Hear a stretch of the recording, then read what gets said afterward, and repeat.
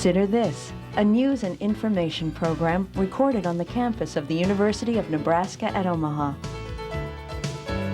From the Fireside Lounge in the Milo Bale Student Center, here is your host, Carol Schrader.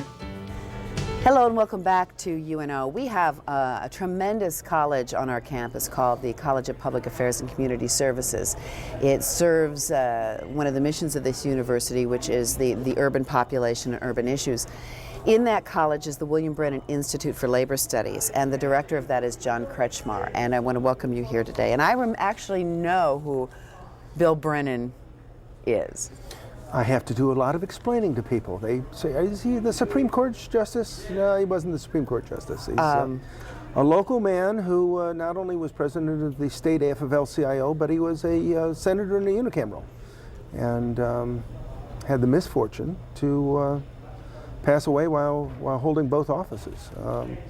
And the program was named after him, and it's probably the only way money could have been gotten through the unicameral to serve the purpose that it does. Very dynamic man, working at a very dynamic time in the union, the labor movement's history in the last, let's say about 20 years or so ago was the apex, I think, of his activities. About back 25 then. years ago. 25. Oh, I'm dating myself. I don't know how long ago it was. But a lot has happened since William Brennan Amen. was active in the labor movement. I mean, a lot has happened in its history, certainly, of labor unions, but a lot of things have happened. Could you characterize what I would call, since the time when America, or some of America, said those unions had too much power and paid their employees, got too high as settlements? There was a time in there when some of America said that. And it was about 25 to 35 years ago. Well, I just heard it talked about 2 days ago. Testimony before the unicameral hearing on a bill where a lobbyist came in from Washington, D.C. and started talking about labor czars and labor bosses and overpaid, underworked fat cats, using a tried and true stereotype that's been around and been brandished around for probably a century or more. Language doesn't stop. Language doesn't stop, but certainly in terms of the labor movement in this country, things have changed. The numbers have gone down drastically. Not only are there fewer members, but that goes back to many of their jobs have been eliminated. Right. A large perspective to start off with. The labor movement is the oldest, largest, and most successful social movement in this country's history. At its peak, it was able to provide the wave that lifted all boats. At its peak, it was able to provide people with a decent job and a decent retirement. It brought us the 40-hour work week. It brought us time and a half over 40. It brought us a 2-day weekend. It fought for many pieces of progressive legislation that didn't just benefit union members, but benefited everybody who toiled for a living. At its height, the labor movement was a little better than 1 out of every 3 people. And that was primarily in the private sector because we didn't have a lot of public sector unions. Today, if we just look at the public sector, it's about 1 in 8. The power that unions had in their heyday, not only to negotiate good contracts, decent contracts, fair contracts for the people who were covered, but unions, because they were able to do that and because they were as numerous as they were, non-union employers had 2 very good reasons to treat their employees better than they might otherwise. The first of which is their best hands, their best workers, could always leave the non-union work site and move to a union work site where pay and benefits were better. And the second, of course, is that if the employer allowed pay and benefits to lag too far behind his or her union counterparts, the union might get an organizing drive right there in the workplace, and most non-union employers wanted to avoid both of those. Now that unions are down to 1 in 8, that fear isn't there anymore, and the ability of unions to raise the tide so that all the boats get lifted, that is diminished significantly. There are a lot of factors that combine to have moved us from what you just talked about to the union's kind of strongest position with the American workforce to where we are now. Jobs have gone overseas. Negotiating has been tough and hard on the part of some sectors of the economy to lower the stature of the union, and in many respects they're paying benefits. There have been some economic issues. Let's take the airline industry, who is struggling with its workers, who have taken major concessions. They were making pretty good salaries.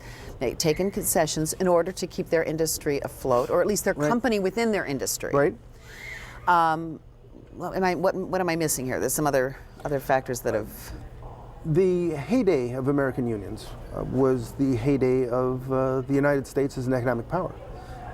After, leading up to and after World War II, we were the most successful, the most powerful economic engine in the world.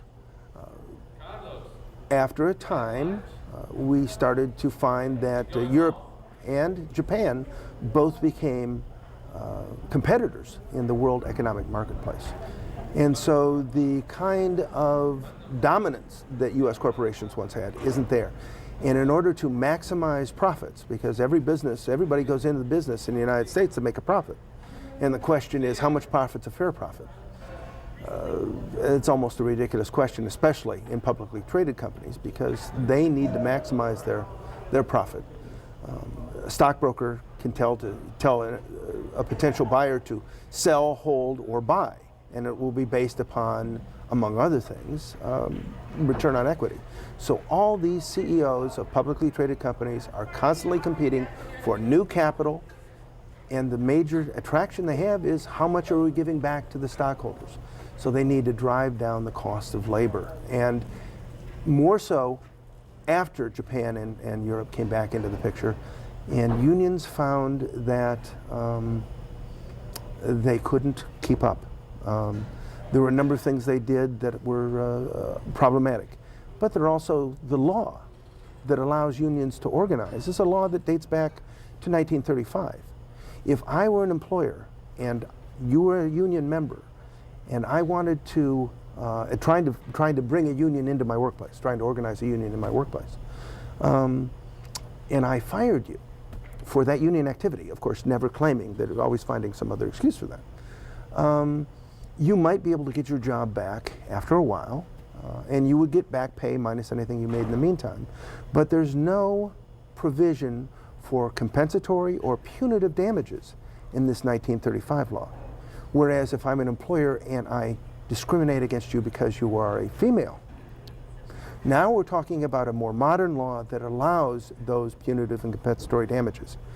And I think it's unfortunate, but one of the ways to ensure that the rogue employers, there are good employers and there are rogue employers, but one way to make sure that rogue employers play by the rules is to make sure that you have some way to get into their pocket to show them that violating the law is a costly thing to do. And the 1935 law doesn't have that. And that's still in effect. That's still in today. effect. The numbers I've seen about unfair labor practices, which is the term in the federal sector for employers that are violating the law in the way they treat their members. I've seen numbers that go as high as 10,000 a year, unfair labor practice charges made. Now, not all those are held up. I've seen higher numbers as well, but if there is no real punitive damage, once I brought you back to work because of your union behavior and you got your job back, I would have to, as an employer, post a notice on the wall where people could see it saying that I violated the law. Well, gee, nobody's going to want to do that. And, but you know, and I'm not making fun of anyone. You talked about the rise of Japan and Europe in giving us a run for our money as an economic power. Right. What's happened since then is that our own companies have gone to developing nations, third world countries, looking for cheap labor. I'm not passing judgment on that. I'm just only saying that they have been able to get an incredible labor pool, tap into an incredible labor pool. Absolutely. And it costs, them less to produce things. Now, and we have lost jobs. And I really am stymied as to what the answer to keeping decent pay in this country and facing the reality that we are, companies looking for profit are going to do that. And then the other thing that kind of comes into that is the fact that we in this country have enjoyed cheap food, relatively cheap things that we need to live. We're used to the cheap prices of what we can buy in discount department stores and whatnot without, and I'm not saying everyone should go out and sacrifice and pay a bunch more. That would be ridiculous to think, and I don't even know if I want to do it. But something has got to give in order for us to preserve some level of income so that we have money to spend here. You raise a complicated situation. We're caught in a Faustian sort of... Faustian. Faustian. Well, we're in a university. It's good to say those kinds of things. a Faustian bargain in that as workers' wages get squeezed more and more and more, and their ability to maintain a household is challenged more and more and more. And the figures are there to substantiate that. People are starting to buy at Walmart rather than at Let's say Yonkers. Yonkers or wherever, because the prices are cheaper. But by the same token, large box, big box places like Walmart are able to provide low cost because they are very good at making all their suppliers compete against one another to keep everything low. And eventually that means low wages. The economy of scale is certainly working in their favor. We're in a race to the bottom in terms of wages for the average working family. And that's a problem. And the question is, what can we do about it?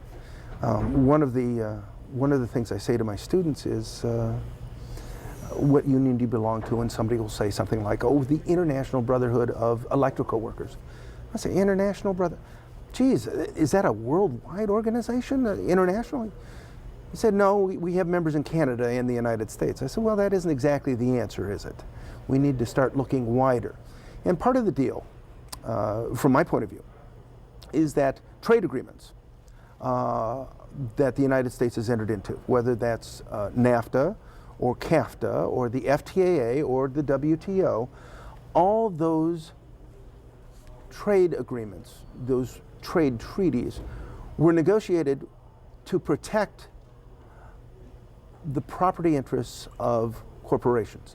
But the value of labor, what happens when labor violations take place or when the environment is trashed, those sorts of safeguards are not part of the agreements as well. If labor was protected as well and environment was protected as well as the property interests in those trade agreements, then I think we would have a more level playing field. Jack Welch, who is probably the most respected CEO of the late 19th century, 20th century, excuse me, 20th century. We're in the 21st now. Yeah. Said that ideally all manufacturers should put their plants on barges so that they can move them around the world in search of ever lower costs for labor. And he wasn't just a man who talked the talk, he walked the talk. As CEO of GE, he was able to take union jobs providing parts for GE turbines, move them from the United States to Mexico, talk about only a 45-day turnaround from shutting down the plant in the United States to starting production in Mexico at a 40% savings in labor. And then moved it from Mexico to South Korea because South Korea was strapped for cash and wanted new manufacturing, and was able to talk again a 45-day from shutdown to startup and at another 40% savings in labor.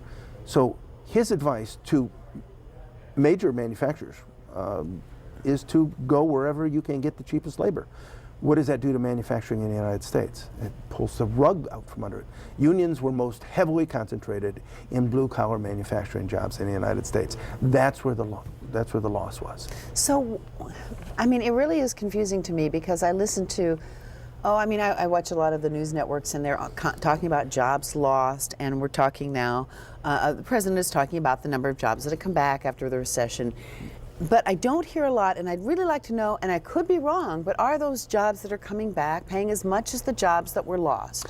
And I'm not saying, no, it's a good question. I really want to know. The numbers I've looked at, and the numbers I've looked at probably 4 years ago, the numbers I looked at said that for those who are losing union jobs that pay decent wages and benefits, 1 in 6 people who lose a job because of plant closing or relocating somewhere else outside the United States, 1 in 6 is able to find a job that pays as well as the job they just lost. That's not great news for working families. I wish it were better. Well, the other thing that bothers me, and it's a function of my age and being more aware, I was recently looking at the AARP site, and they were because someone had said, look at this site, and they're talking about for older Americans how to go back out of retirement and get a job, and how to, because of the necessity of that, and they're talking about raising the level that they're going to give Social Security benefits to. Well, that's going to increase the number of people. The gist of this AARP site was, gee, to work at Home Depot and these places, and I'm thinking, and they were talking about 55 and 60-year-olds. I go, I hope at that age, I have nothing against Home Depot. I buy a lot of stuff there, and I wouldn't even mind working there. But I hope that I'm going to be in a position to at least make what make what I've worked my whole life. Maybe not all of that, but close to what my profession would pay me. And I think that my friends are finding that their professions, and not just the labor, the manufacturing jobs, right, but their professional jobs are dwindling. Now, there are exceptions to that. When there's a good economy burst, they'll hire more, let's say, public relations people or advertising, but those get really scaled back. And people, my friends are talking about making less money now, even at 50 to 60. Than they made before, not more. They're supposed to be at the peak of their earning curve, their earning curve. The drive to maximize profits and lower the cost of labor initially might have been focused on manufacturing, and still is very strongly there. But almost any job that doesn't require a lot of person-to-person, face-to-face contact can be outsourced. We're finding that in the medical community. India is doing more and more and more work. I'm not understanding all of it, but the notion that the folks in India are awake while we're asleep, so certain things, pictures, x-rays, whatever, can be taken and then sent via the ether to India, analyzed, diagnosed, whatever, and then sent back. In fact, this is the first thing that's caught Congress's attention in a long time, because of the ability, we protect with HIPAA and all kinds of things, the privacy of people's medical records. They still go out to a lot of places, to my insurance company and all that. But once they ship that information over there for processing or in databases, their country's laws do not necessarily protect our medical information. And Congress just kind of woke up to this one. So I mean, there's other issues. I'm glad there's something that has Congress awake about this, because. But the interesting thing is, it isn't jobs and money; it's our privacy. Which I'm glad they're looking out for my privacy. Right. But I ask a number of my students, and when I give guest lectures, I ask a number of people, what's the most important relationship you have outside of family and friends? And they look at me like I'm nuts, and I suggest to them it's a relationship that will determine how much money you have, how much time you'll have for family and friends and church, how much energy you'll have, whether you'll be able to retire as a healthy or a crippled body. And they still sometimes look at me as if I'm nuts, but the employer-employee relationship is critical to what people are going to do, and we have no formal schooling about that in our K-12. And what I got in college before I went out into the work world was a lot of knowledge, but not much of it focused on what happens, what's a union, how is this country built, what happens to working families in the history of the United States. I know a lot about presidents and generals and inventors, but the story of working families and what happened to them, what happened to women, what happened to people of color as this country was built. I had to wait till watched a movie called Good Will Hunting, and in that movie Matt Damon talks about a book called A People's History of the United States by Howard Zinn. And I was curious, and I read, and I said, oh my gosh, there's a lot of stuff that I didn't get in school. And this to me was important stuff, and this is stuff that I think children and young adults should be exposed to before they enter the world of work or while they're entering the world of work. They don't know what a union is. Peter Hart, which is a polling company, did two questions that are important to unions. The first was, if you, meaning somebody who could have a job in the workplace, if you could form an employee association with no employer resistance, would you be interested in putting together, forming an employee association? The numbers that Hart came up with is 79% of the employees who could belong to an employee association would like to have an independent voice in the workplace. He asked the same question and he substituted union for employee association. Those numbers were much lower. Went from 79% to 43%, which is still a lot higher than the 1 in 12 we have now. But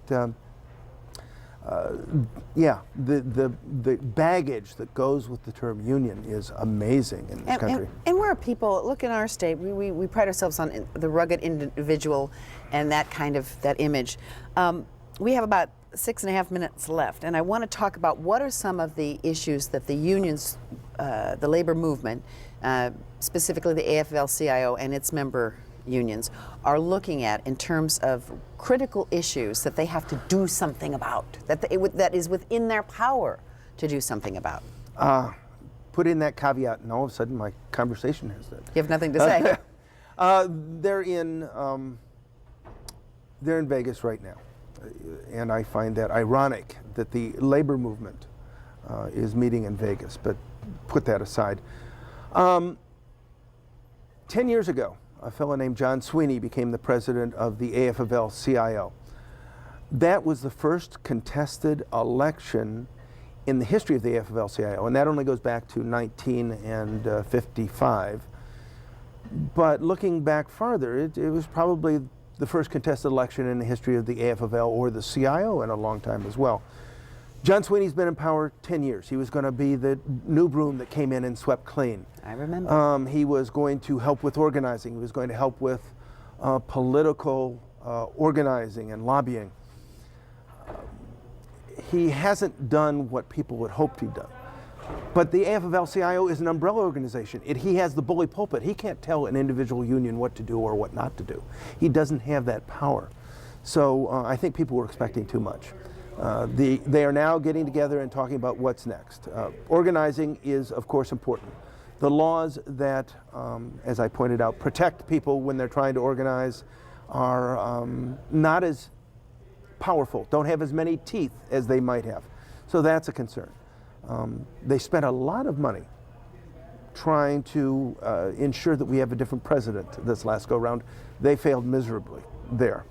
What's interesting is that I went out to a website that looks at labor PAC money and compares it with business PAC money. And over the years, labor has been outspent 8-1, 11-1, 13-1, and 15-1 in terms of and labor is putting a lot of money into this. And that's even when we had Democratic presidents. And we have a situation now where the business PACs are giving both Democrats and Republicans. So in some instances, as much money as the Democrats are getting from labor, they're getting more from business. They always cover both sides of the aisle on the major elections number. Absolutely. So, okay, so other strategies have to come into play.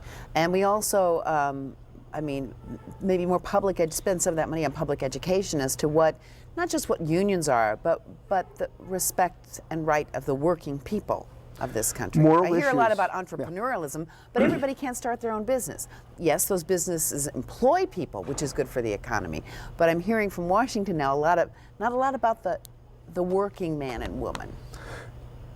Most people who are employed by small business, and that's great. But small businesses more and more and more are being tied to large businesses like Walmart, and Walmart is saying, hey, can you get it to me cheaper or can you get it to me cheaper? So the same pressure to deliver goods for the least amount is on small businesses more and more. This is a trend that's going to increase. It's not going to go away. And so small businesses are going to feel the same crunch that they're not feeling right now as they continue to exist. And it's going to be tough on everyone. And that sort of long-range economic picture needs to be talked about, as well as, I think, the notion that treating people well in the workplace is a moral issue. Morality, the church, the Roman Catholic Church, the Protestant, mainline Protestant churches, look at how employer-employee relationships go as a moral issue. The exploitation of workers, either in the United States or outside of the United States, is not something that should be condoned. And they say that out loud. I just don't hear it as much as I would like to. One of the things, since we're not going to get rid of this global situation, Right. is that I look at the Catholic Church as an example of standing up. I think Pope Leo XIII, I might have my number wrong. That might have been 11, 13. Okay, anyway, it was a yeah, Pope Leo, right. back early in the 19th century, wrote an encyclical about respect for the worker. I mean, I don't remember the name of it, but the point was, and he was generally pointing at the United States because that's where the issue was focused at that time. Why is there not worldwide interest from the Catholic Church and other religions and other social groups around the country that all workers everywhere should be treated well? That would then again raise Right. their boat, which Right. would then make us less in a critical situation. We need to find a way to put a floor so we can't sink below And they've that. talked some about that, but And it was the 13th. I just checked my notes. I do use his quote often in talking about how workers need to be treated with dignity and respect. And that includes paying them a decent living and making sure that their livelihood is earned in a way that isn't going to maim or cripple or destroy them down the line. I don't know why there isn't more mainstream religious talk about morality of employment. Probably for the same reason there isn't more talk about it in high schools, as we learn about what you need to do in the employment world. I just heard a lot about in this last election about moral values.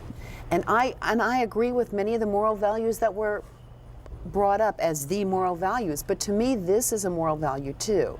That you can't pick and choose in moral values. they gotta Somebody's doing it, however. you gotta cover, all your Right. big ones. We spend a lot of time picking and choosing, unfortunately. So, we pick and choose about what we learned about Columbus. If I told you what I know now about Columbus and compare that with what I learned in grade school, big difference. Well, we've basically run out of time, but public education, as you mentioned, how we teach history and how we teach about human beings on this earth probably is an important issue. Absolutely. Do you want to take the time to mention something of importance to you? Thank you. Shall I do that? On April 2nd, a seminar called Promoting the General Welfare will take place under the auspices of the CPACS College at UNO and the William Brennan Institute. And information can be garnered on that from going to our website. Thank you very much. And thank you for joining us on Consider This. See you next week.